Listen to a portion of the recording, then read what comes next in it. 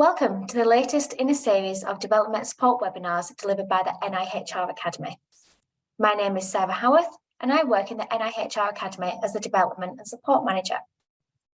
This webinar, Become Your Own Career Activist, is delivered in collaboration between the NIHR Academy and Capfinity. They're our Leadership Development Programme partner. This webinar will be facilitated by Karen from Capfinity, who has extensive experience in behavioural and cultural change and is passionate about helping people and teams to achieve their full potential. Karen, I'll now hand over to you. Thank you so much, Sarah. So hi, everyone. I am so looking forward to hosting this webinar. So my background is in psychology. I'm a business psychologist. And one of the things I'm really passionate about is helping people discover what it is that can help them thrive and find meaning in their career.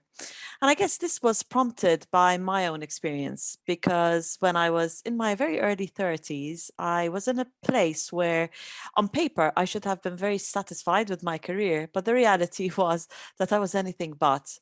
And it really prompted me to start looking at and thinking about what is it that can help us create a career that truly feels fulfilling and meaningful and successful for us by our own definition. And the science has the answers there. So I'm really excited to be sharing with you some ideas that can help us there.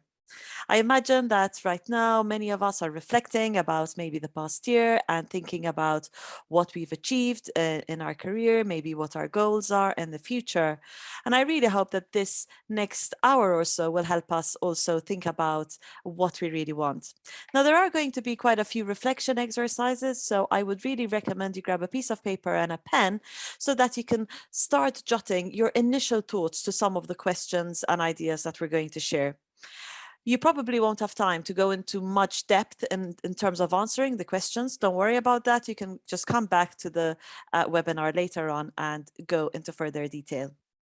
So let's talk about career. And I think one of the biggest challenges is that careers as we know them are really changing. So careers are less likely today to be linear. They're less likely to be driven by one organization or one area of work.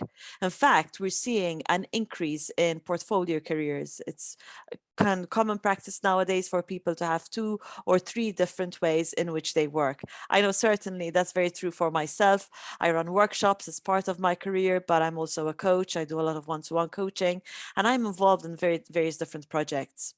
The other thing is that we've seen a lot of mobility, both in terms of regional mobility, but role mobility and functional mobility. And I guess one of the big challenges here is that really and truly, many of us aren't exactly aware of what specific opportunities might suit us. I know this was certainly true for myself.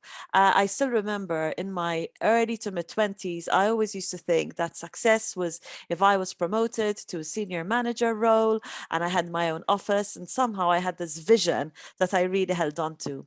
And when I reached that vision, when I did have my own office and I was managing a team of over 100 freelance trainers and facilitators, on paper, I had literally checked all the boxes. But the reality was that I was far from happy, far from satisfied. And I think it was because at that moment in time, I wasn't particularly aware of what I truly needed in my career. In fact, that is when I decided to leave my job and actually become self-employed and join different companies as a freelancer.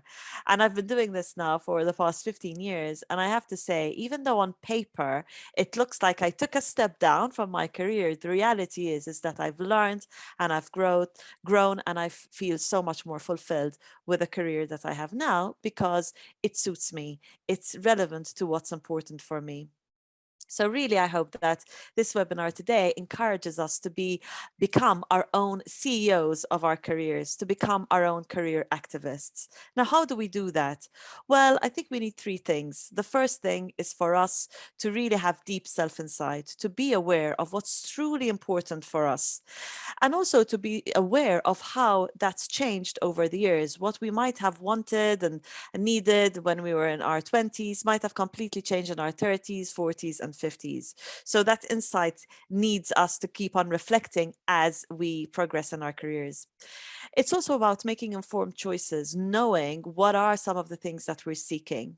And when we know, we can also then spot and pursue the right opportunities. So, to take the first step to help us with this, we're going to have a look at our career journey so far. And we're going to see what the highs and lows of our careers was, but also to think about what strengths helped us along the way.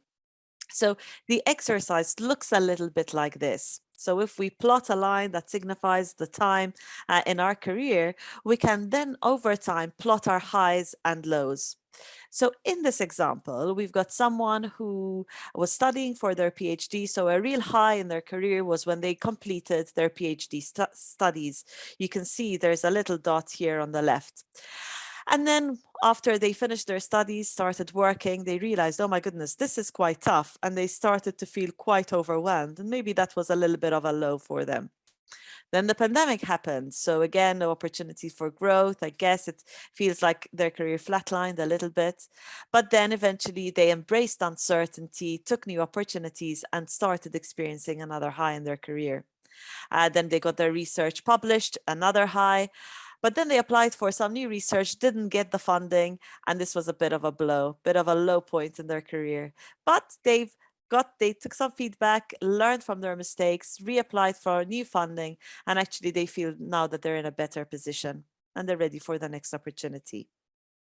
So, just like this person has plotted their career highs and lows, let's do the same with our career. We're going to take 60 seconds for this. So, as I said, you might need to return back to this exercise after the webinar to finish it. But let's start from now. Take as much of your career as you think is relevant and important for you and start plotting the lows and the highs. I'm going to be silent for 60 seconds starting from now.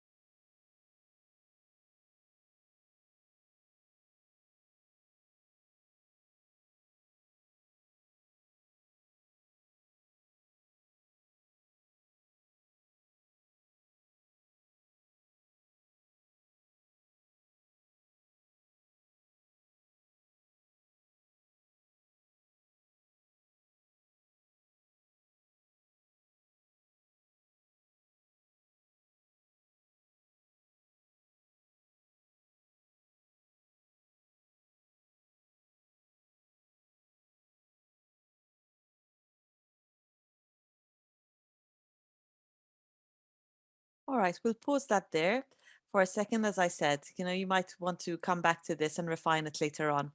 So this approach it's called the career narrative approach. And what career coaches have realized is that RCV doesn't necessarily give us a full picture of what's important to us. But when we think about the highs and lows, it starts to create a story about our career. And we might start to notice certain themes around what was it that created a high for us or what was it that created a low. And over time, when we look back, we might start to recognize, oh, look, this is what's truly important for me, or these are the things that actually feel really difficult for me. I want to avoid in the future. Now we're going to add another layer to this. So we're going to think about our strengths. And so when we think about our highs in our career, what kind of strengths helped us get there? But also when we think about our lows, what kind of strengths helped us get out of those lows? So again, when we look at this slide, the example here shows that maybe our curiosity strength that really helped us complete our PhD. Whereas, for example, when we didn't get funding, one of the things that really helped us was to ask for feedback. And we were willing to ask for feedback as we and learn from it, making our next application a little bit more effective. So again, I'm going to pause for 60 seconds to give us some time to really think about what are the strengths and the skills that helped us in our journey.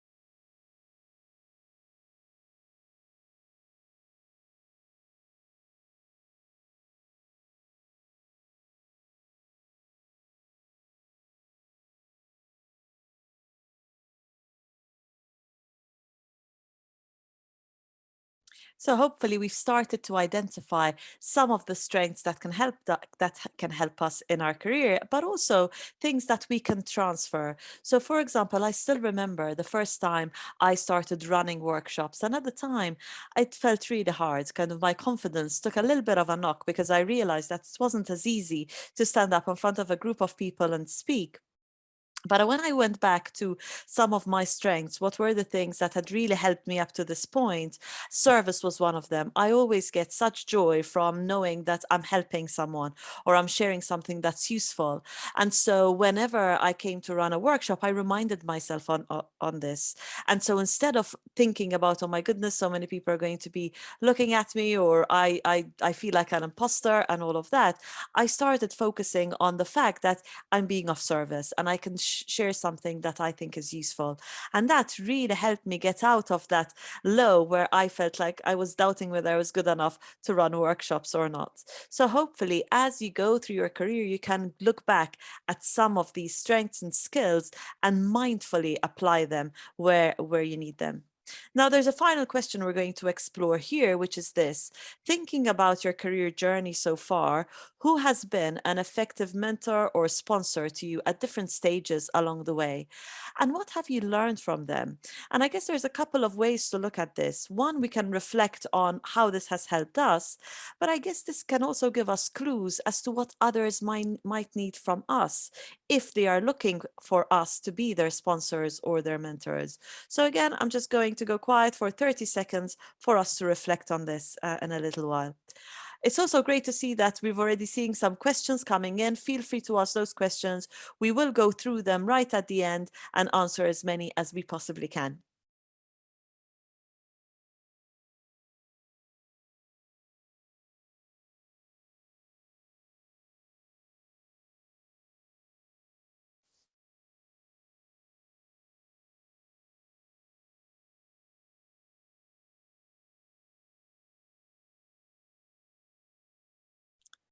So, as we mentioned, careers are rarely linear. They tend to ebb and flow. And hopefully, now we've got a few strengths and skills that we can rely on in order to support us.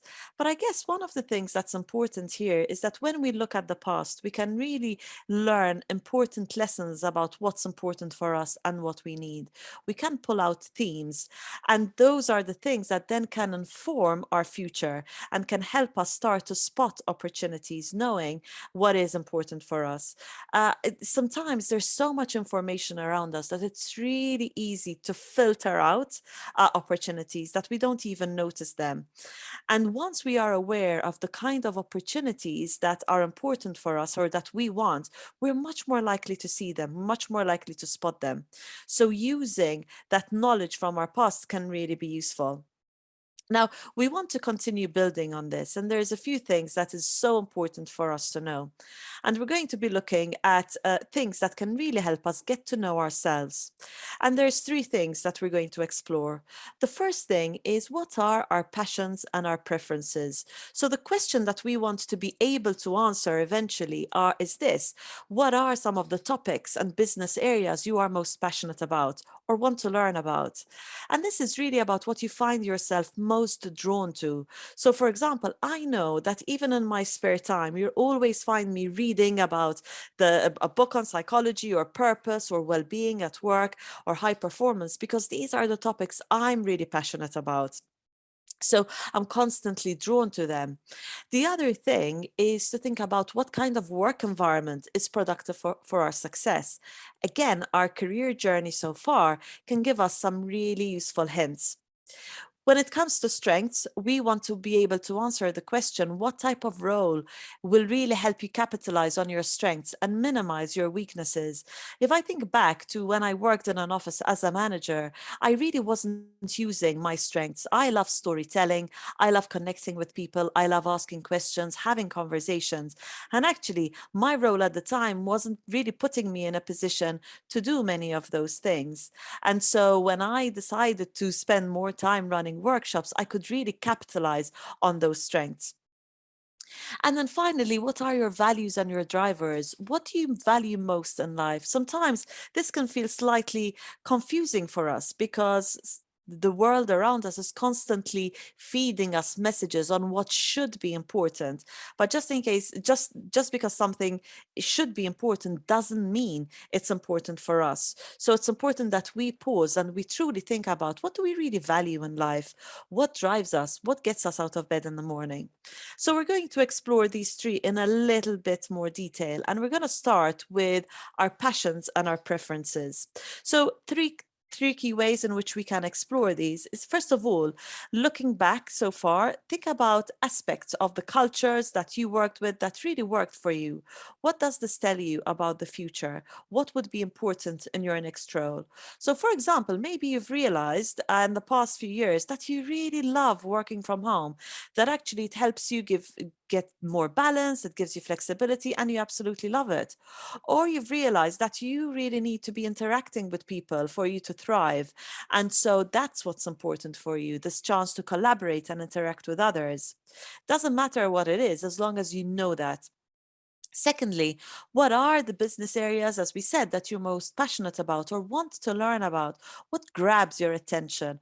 What gets you so absorbed that sometimes you forget about time or time flies? And then finally, think about what you do outside of work. Is there any place where you contribute effectively outside of work?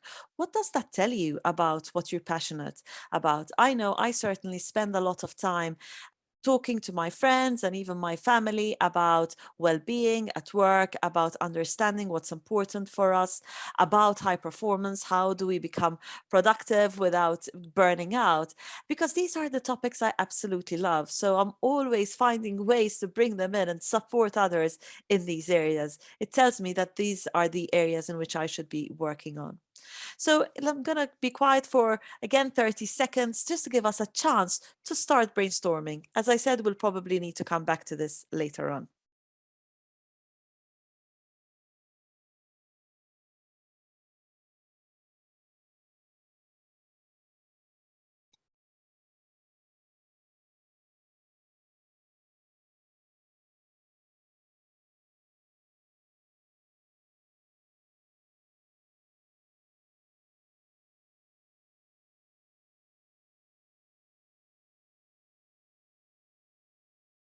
So let's now move on to the second element, and that is our strengths.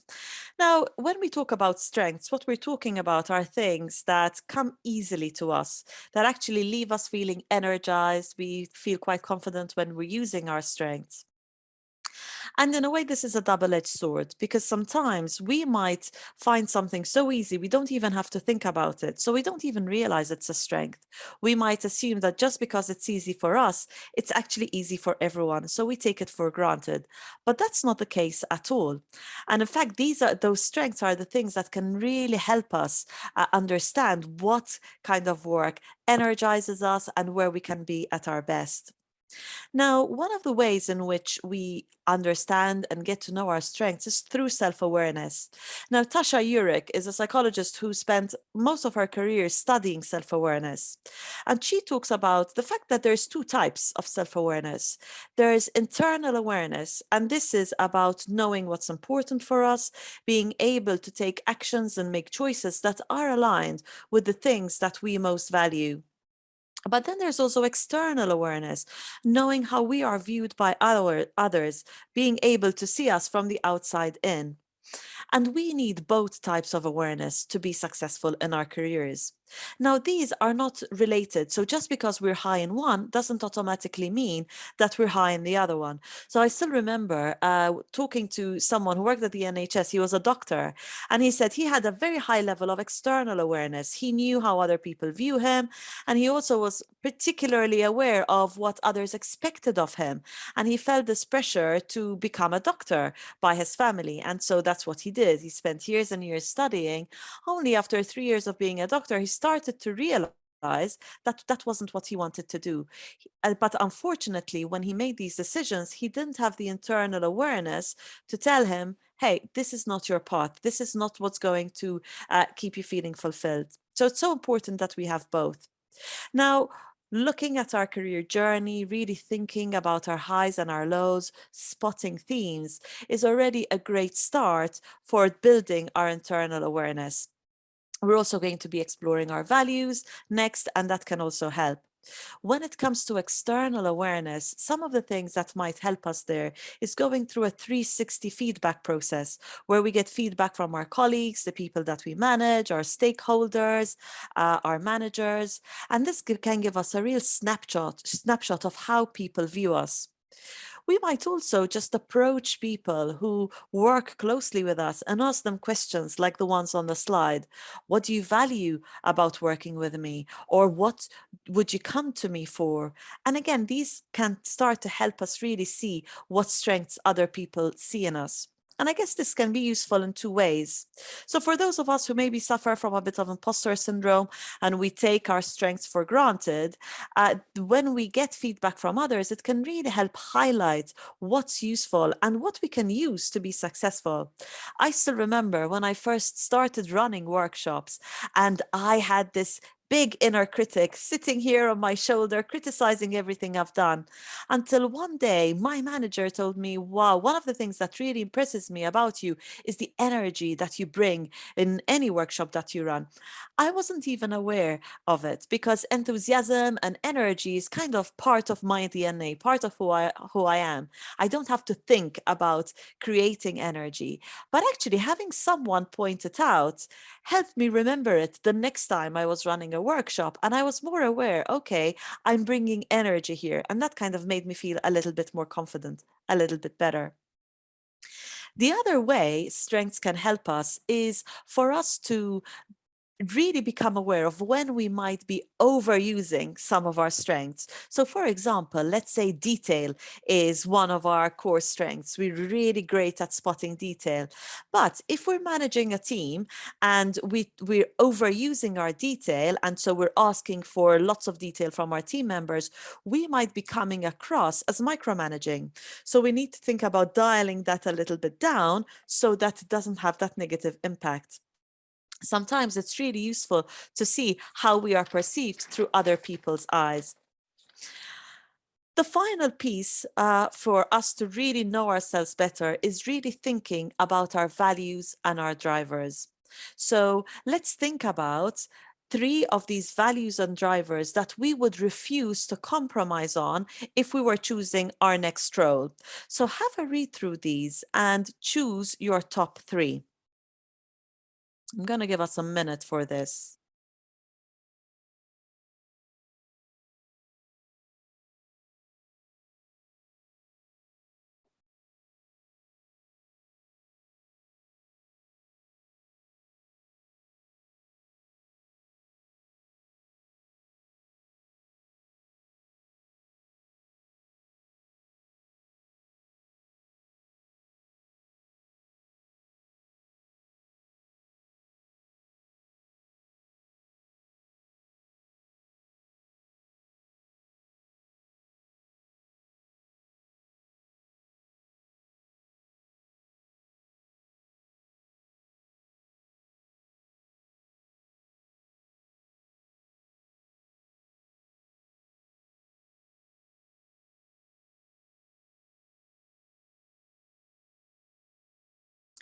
So, Marshall Goldsmith, who wrote a really good book called What Got You Here Won't Get You There, says that for us to be successful in our career, it's so important that we are aligned with our values and our drivers. And so, one of the ways in which we can explore this is through this wheel, this future focus wheel. So, if you look at this wheel, there's a few things there to notice. So, first of all the different values and drivers are written over here. And then there's a scale from 1 to 10 in the wheel itself. Now, the blue line signifies how important each of these different values are for this particular person. So in this case, this person values work-life balance and well-being the most. It's yearly got a 10, followed quite closely by mastery and learning, which got a 9. And then there's quite a few others like innovation that seem important, security, etc. So that's the first thing. So when we've got some time, I'd really urge us to do this exercise. Map out, first of all, how important important are each of these values for you, then the second thing that we can do is actually score them. How are we doing in each of these values? How aligned do we feel with these values right now? This is particularly useful, especially if right now we feel a level of dissatisfaction. We might start to understand what's missing here. So in this case, for example, we might notice that there's a really big gap between how much we value innovation and exploration and actually how much we feel our current role is aligned to it. And so this might give us some clues as to, okay, what is it that we can do? So we might, for example, start looking for opportunities to innovate within our role. We might start to set some time aside to think of improvements or new ideas, or maybe it just can inform our next role, thinking about will there be more opportunity for innovation and exploration. So there's various ways in which we can then use what this wheel tells us to inform our next steps. Sometimes this can really help us make important decisions. So let's say, for example, right now we are trying to decide between two roles. One is with a big pharma company. It's highly financially rewarding, but also kind of the job in itself doesn't particularly feel very meaningful to us. And then there's another job which is all about, I don't know, social healthcare that has a lot of meaning. We know we can make a real difference, change people's lives through this work. The financial rewards are lower. And so we're kind of in a dilemma. We can come back to this wheel and look at, for example, how does purpose score in comparison to financial security, let's say, for me? What's the more important one? And this can give us clues as to where we might want to go or what choices we might want to make. But for now, I'm just really curious to find out. So I'm going to launch a poll. And I'm curious to see, where is the biggest gap for you right now in terms of what you value and what your current role or roles provide you with. So let me just launch it now and let's see where the biggest gaps might be. So pick one of those. And remember, the gap is between what's really important for you and what your role is giving you.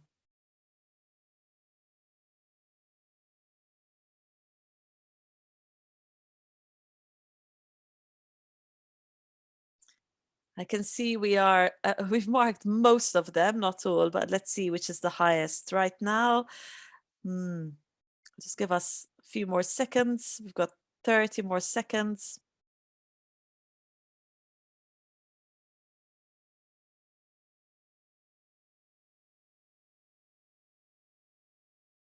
All right, so let's look at the results. So the highest one is purpose and meaning, followed by achievement and recognition. Let me just share the results so you can see them. So chances are that whatever you voted on, you are not the only one. But thinking about, what is it that we can do to maybe create more of a sense of meaning? And sometimes it's not about changing our roles, right? Far from it.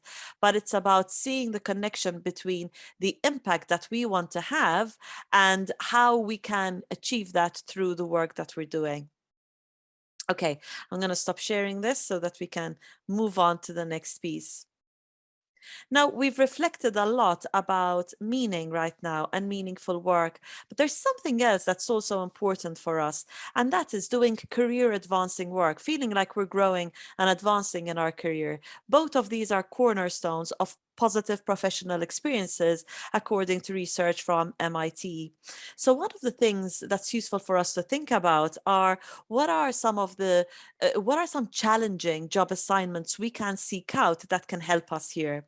Because what the research tells us is that when we overcome challenges or we take on challenging work, generally our managers or our superiors tend to see us as being more promotable. So it's one of those things that really raises our promotability, if you like. So let's take 30 seconds to brainstorm. Where could we maybe seek some challenging assignments? And this could be, things such as, let's say if there's a crisis, we might volunteer to lead it, or we might lead a project, or we might think about increasing our international exposure. So whatever it is that we feel would challenge us.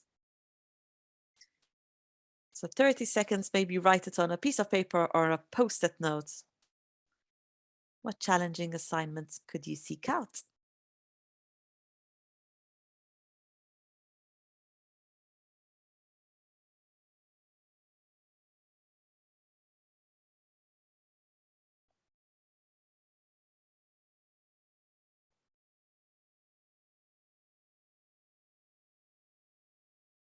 All right, fantastic. A tip here might be to maybe speak to people who maybe are further along in their career than you are and ask them what were the most defining moments of their careers. They might give you some clues as to the kind of assignments or projects to look out for as well if you want to follow in their path. Now, something else that can be really helpful is for us to visualize the end goal. So, to create a vision of what we want for our career. And again, what we wanted to do is to give you a set of questions that you can reflect on when you've got some time. So, things such as, what do I want my legacy to be? Where am I trying to get to? Why am I trying to get here? And how am I going to get here? Now, I think these questions are so important because they encourage us to leave autopilot and actually really think mindfully about what's truly important for us. And they can really help guide our choices. So, a couple of ideas here is that once you've created your vision, really think backwards as to what are the steps that can help me get there. So, what are some of the specific things that I might need to do? It's so interesting because when I think about my career, when I was about 20 years old, I remember going for my just straight after university, maybe 21 then. I remember going for my first training course. And I still remember sitting there in awe, looking at the trainer, thinking, oh my goodness, this is what I want to be when I grow up, literally.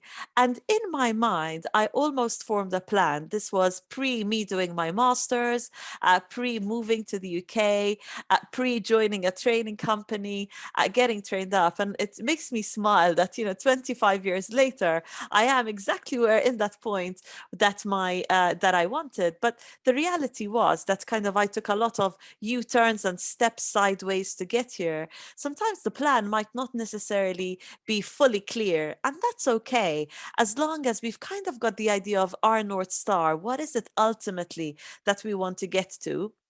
And have a few ideas of the first steps. That's all that matters.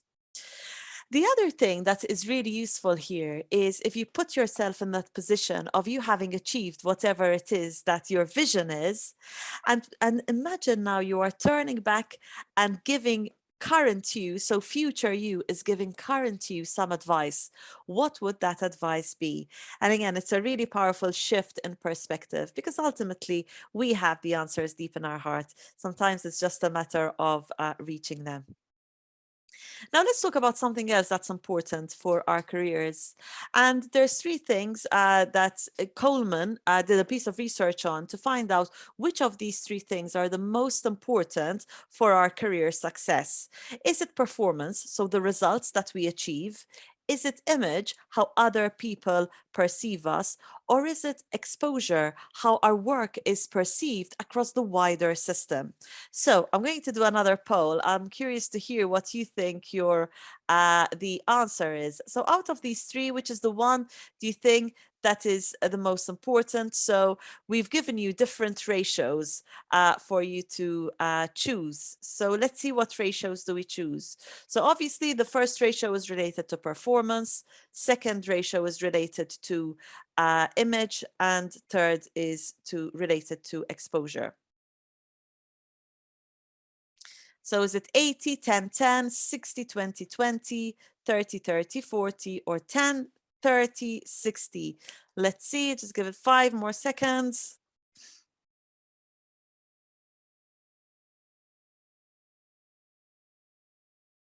So the winning, oh, actually, we have a tie. So I'm going to give a few more people a chance to vote because there's 2 that have been selected.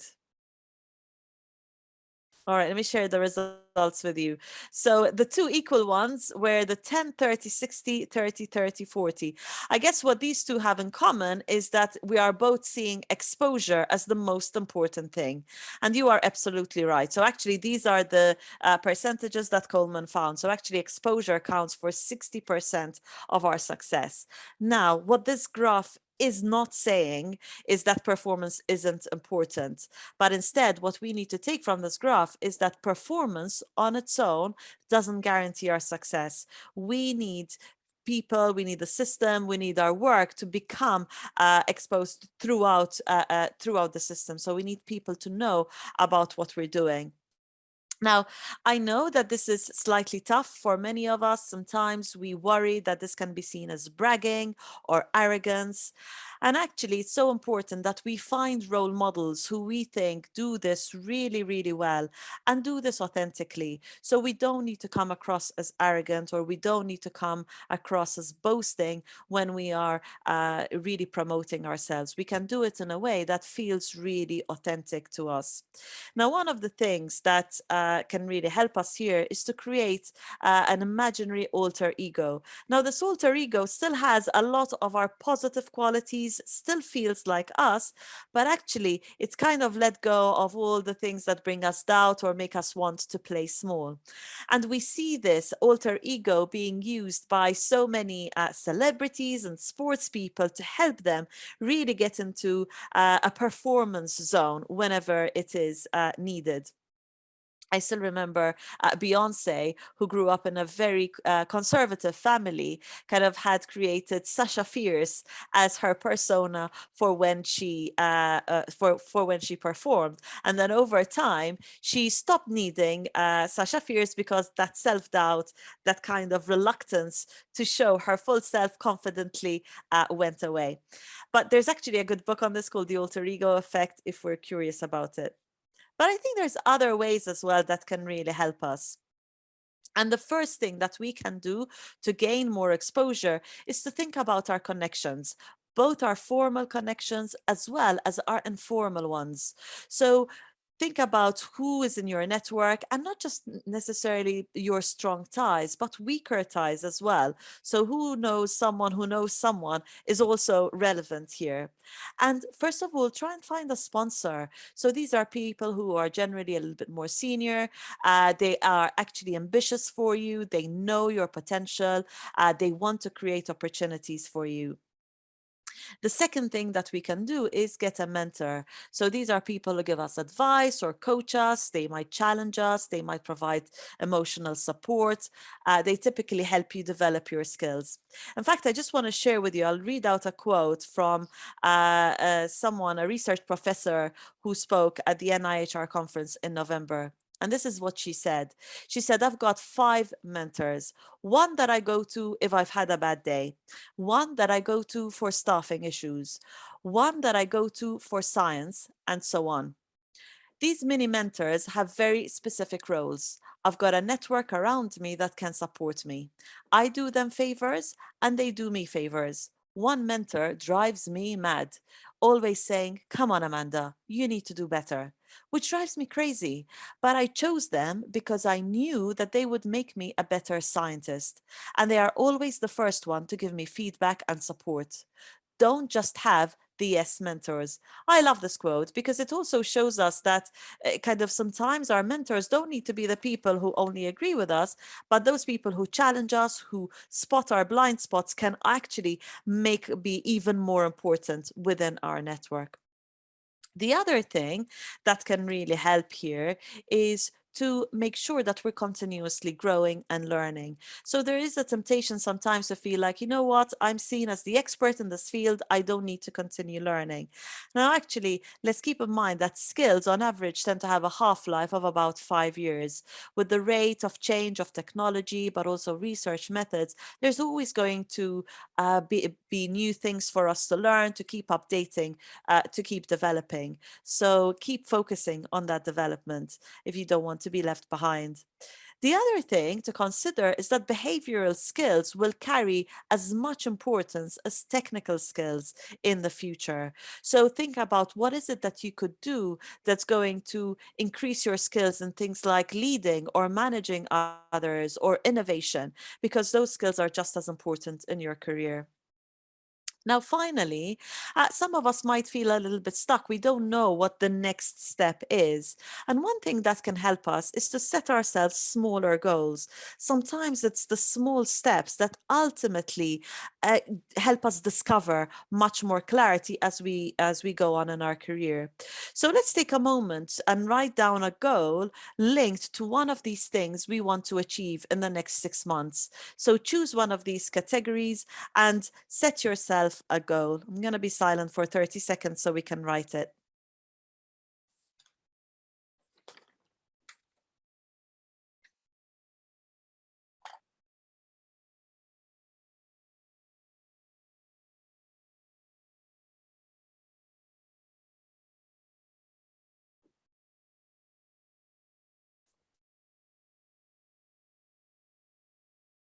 All right, so hopefully we've got the start of a goal that's going to help us take that next step. So, just to summarize what we've been talking about, the first thing that's really important is for us to look back so that we understand what truly mattered to us, what truly made us feel satisfied, what created our highs and even our lows, because we can use those things to link forward using those insights from our career. Secondly, know yourself deeply. Get some clarity as to what's important for you, what truly makes you feel alive, what puts you at your best, and where are the gaps right now between what you're really passionate about, what your strengths are, what you value, and where your current role is. Thirdly, remember to stretch yourself. So keep your radar on for those opportunities. Find new experiences, find new opportunities to help you gain and increase your exposure. And then finally, take action. So find a sponsor or a mentor and continuously keep growing and learning and setting clearer career goals. So if you'd like to find out a little bit more, once we send you the slides, we've got quite a few things that we have recommended here that you can either read, listen, or watch. So hopefully any of these will also provide some extra insight for you. So I really hope that you've enjoyed this and it's been useful. And now we're going to open it up to questions. Brilliant. Thank you, Karen. That was such a thought-provoking and engaging session. I think everyone will agree. We will go to the Q&A now, and I can see we've got quite a few in there already. So there is still time if anyone has a question they want to see answered, just pop it in the Q&A. Or if there's already one there that you're interested in seeing answered, just click on the thumbs up icon and we'll ask that question first. So I'll go straight over to the questions if you're ready, Karen. Sure thing. Okay, so the first question we've got is, what advice do you have about approaching someone to be a sponsor or mentor? So this is a really good question. And I think sometimes it can feel slightly challenging, right? Because we're asking for help, we're asking for a favor, and generally it's someone who might be a little bit more senior, especially if it's a sponsor. So Robert Cross talks about how important it is to draw people into our network rather than push ourselves onto them. So if we're looking for a sponsor, start first of all by thinking about how can you make a connection with this person, and what is it that you can do to support this person. So for example, is there a project that they really care about that you could offer help with? Is there something that you can support them with? What is it that's going to create that connection? Um, in terms of mentors, again, as we saw in the example, sometimes it can be a mutual thing as well. So being really clear about what it is that you need, what it is that you expect, can also be quite useful. So is there a specific question, for example, that you want answered, or maybe you want some influential help? The clearer you are about your request, the easier it's going to be for the person that you reach out to help you. And one of the things that keep in mind is that generally as humans, we like to be helpful. So whilst it might feel a little bit uncomfortable asking for help from time to time, trust me, often people will feel flattered that you think highly of them, that you are seeking their help. So don't be discouraged. Wonderful. Thank you, Karen. I think that was a really great answer to that question. So the next question we've got with the most upvotes is, what if I feel totally stuck in my role, but not sure what the next step should be? Yeah. So, okay, so I think this is such an important question to think about and reflect on. And here are a few things that I think lead to this. So, first of all, your biggest clues are going to be in your history. So, taking the time to look at your highs and lows and what made them so is going to be really important. But maybe one other thing that you could do right now is maybe for the next 30 days, set yourself the task to really think about what were you doing where you felt really good? What were you doing where you felt kind of really stuck or really de-energized? And that can really help you start to see themes emerging. So do this for 30 days, be like your own detective, and you will start to notice what are some of the things that are truly important for me. The other thing is check your mindset. So sometimes we might have an inkling as to what we try to do, but there's something in our subconscious that doesn't believe that we can do it. And so instead of saying, well, this is what I want, but I don't know how to get there, we just think, oh, I just don't know what I want. So whatever it is that, is beyond your wildest dreams, write it down and start thinking about, okay, how can I take my first step towards it? And this might start to give us clarity. I still remember for as long as I've been working, I've wanted to be self-employed, but I never really knew how I was going to get there until I just took one step after another. And when I look back, the path feels so obvious, and it feels like every single step I took really helped me get to where I am today. So I think the most important thing is to have your North Star, have a general idea of where it is you want to get to, and then just be willing to take small steps, even if you don't have all the steps figured out. You chances are you'll never have all the steps figured out, but they will start to become clearer as you move forward. The final thing with this, clear, I have a lot to say about this particular question, is that sometimes we treat this as a head exercise. We kind of want to make a decision that rationally feels correct. The reality is that there are many roles and many different opportunities that are going to be right for you. So instead of looking for a head result like this feels right, look for your heart. Do you feel a sense of energy or inspiration? Does your heart lift or your soul lift when you think about doing something specific? That's where your clues are. Those are the things to focus on. Wonderful. Thank you, Karen. So we've got a few more. The next question is, what if I don't know what I want my legacy to be, or even where I'm trying to get to? Hmm. And again, kind of, I think this is nicely linked to the previous question, because sometimes it's really hard to know what our legacy is. And for me, it's about moving forward and taking small steps. So instead of maybe having, this pressure on ourselves that we need to know what our legacy is, let's instead set ourselves, what's the next thing that I would like to do? What's one small step forward that can help me here? And eventually that legacy will emerge. We will start to figure it out as we progress, as we get more experience in our career. Brilliant. Thank you, Karen. I'll go straight into the next question. Consciously trying to increase my exposure feels very against what I'm like as a person. I'm just not very good at self-promotion. Is this really essential for getting ahead? Well, unfortunately, according to the research, yes, but I completely empathize with you. And I kind of invite you to just check your mindset as you're thinking about this question. So when you think about self-promotion, what image is coming to mind? Are you thinking of someone being really arrogant, know-it-all, who kind of puts you off? Because of course, then you're going to be put off wanting to promote yourself. Instead, think of someone that you really admire, who you think does it really well. So, some examples I've seen of people who do this really well is that when they're talking about the work that they do, they acknowledge all the other people that supported them. They celebrate as a team, for example. They really focus on the impact that they want to have rather than themselves. So you can find your own authentic way of promoting yourself in a way that doesn't feel like you're boasting. So think about what's the impact that you want to have? How do you want people to know about this? Who else do you want to celebrate that has helped you in your work? And these are some of the ways in which you can still talk about your work, but in a way that doesn't feel like, me, I'm so great. Great answer, Karen. Next question.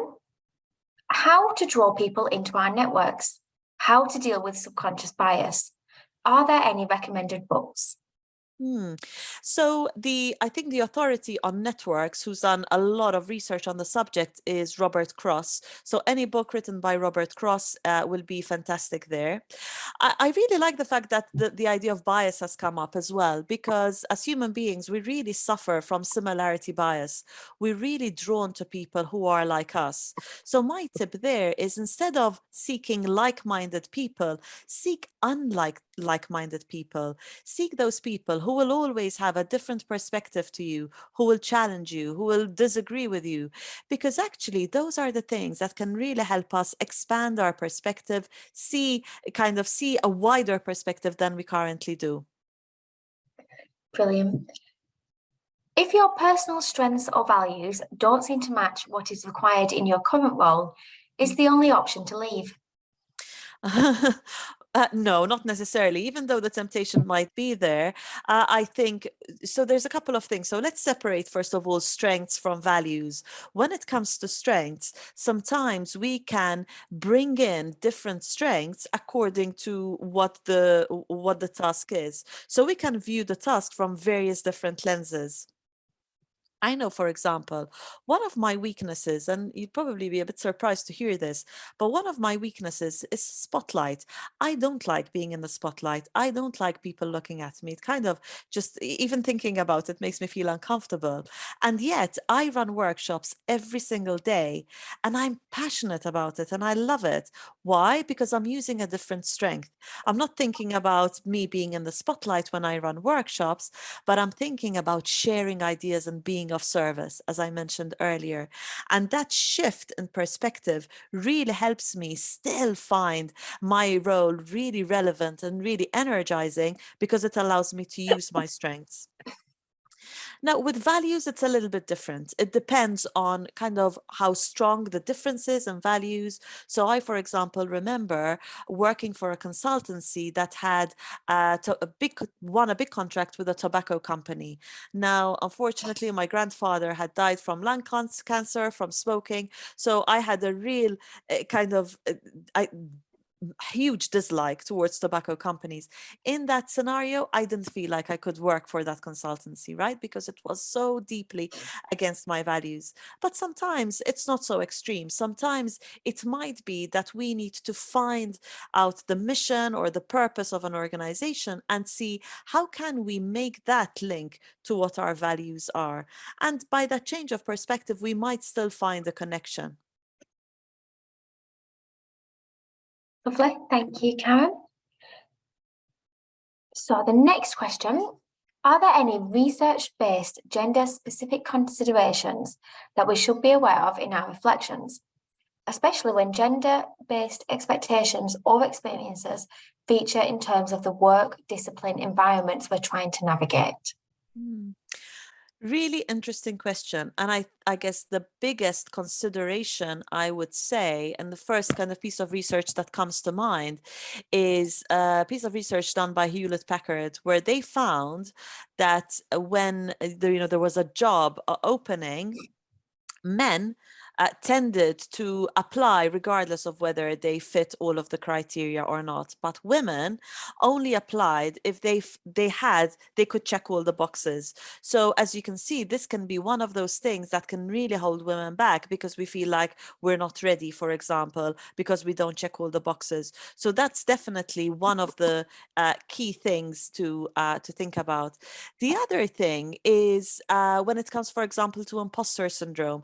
I know that this is a big consideration for all of us. When we're working with people who are really bright, really clever, it's so easy to feel like an imposter. Now, there's some research that shows that actually both men and women suffer from imposter syndrome, but women are much more likely to seek support. So if you are male and right now feeling like you're a bit of a fraud and everyone else is going to find out, you can get support towards that rather than letting it stop you and freeze you. Great answer. That was quite a lengthy question. We've got 2 left, so we'll try and get them both answered. Next one is any tips where servant leadership, meeting the needs of the organisation, workforce, citizens, is always the main driver. How do we move into a mindset that focuses on self?